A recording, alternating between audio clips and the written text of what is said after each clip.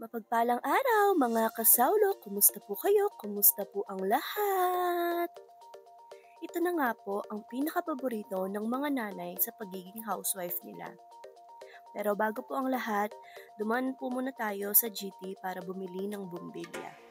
May nadaanan muna po pala tayong pixel para sa paggagawa ng mga photo pa-orders natin. Kaya nagtingin-tingin na din po ako.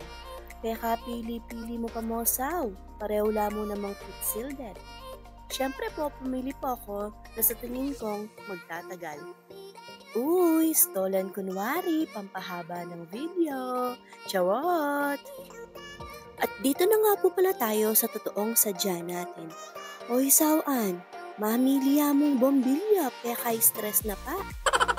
Ano ba naman po, sabi kasi ng kasama ko, mas mahal, mas maganda ang quality at mas maliwanag. O dang budget ng panyalikyang bombilya, miras lakyang panguli akong buwak makanano yan. Makanano kung may stress ko. Sinubukan po muna pala namin para makapili kami ng mas maliwanag pero mas mura. Pero Jo, ala talaga, kung toro masalaya, kakamalya presyo ko. Kaya yung napili po pala namin ay same lang dun sa dati namin. Diretso na ako counter ni nga Beku, pota ka nunano pang panyaluan ko.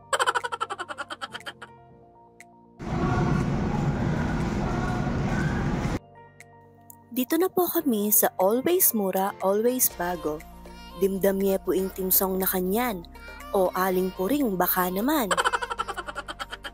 Dito po lagi or madalas kong inuuna or dito po ako dumadiretso sa mga canned goods. Mga emergency na pang ulam ba?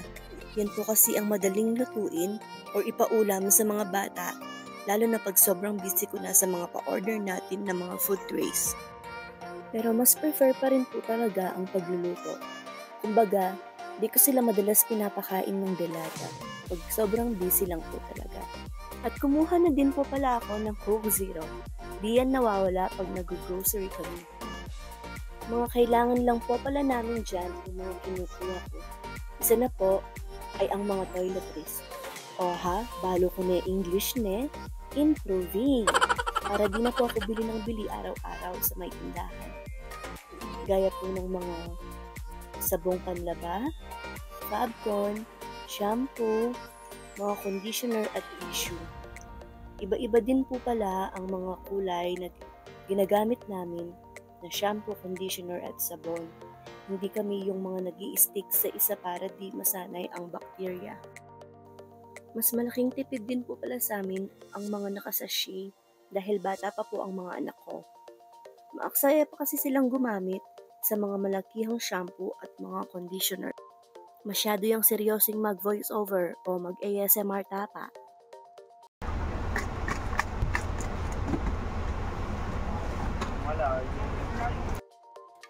Kumuha na din po pala ako dyan ng deodorant natin. Yan pong nakaboti yung mga binibili ko kasi feeling ko nangangamoy tukpo po ako pag yung mga nakasashay. Opo, totoo po yun. Siyempre, di pwedeng mawala ang toothpaste. Pinalitan ko din po pala yung mga toothbrush natin ng mga bata. Every 3 to 4 months po, nagpapalit po kami ng toothbrush.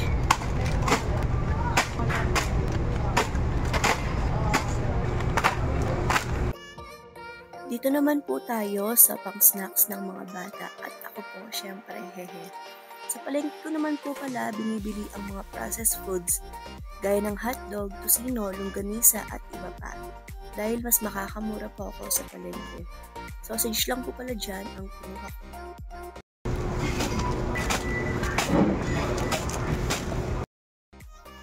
Sino po ang mga nanay na nakaka-relate? Yung tipong bibilhin mo na ang pang 2 weeks na baon ng mga bata, pero 3 days pa lang ay halos ubos na. O dahil hindi ko po sila sinanay sa pera, nabili dito, bili doon. Kaya ang ending ng pang 2 weeks ay 3 days na lang. Sobrang saya ko nga po pala nung nakita ko ang paborito kong palaman. Halos 2 months po yata ang walang stock dyan si Aling Puring.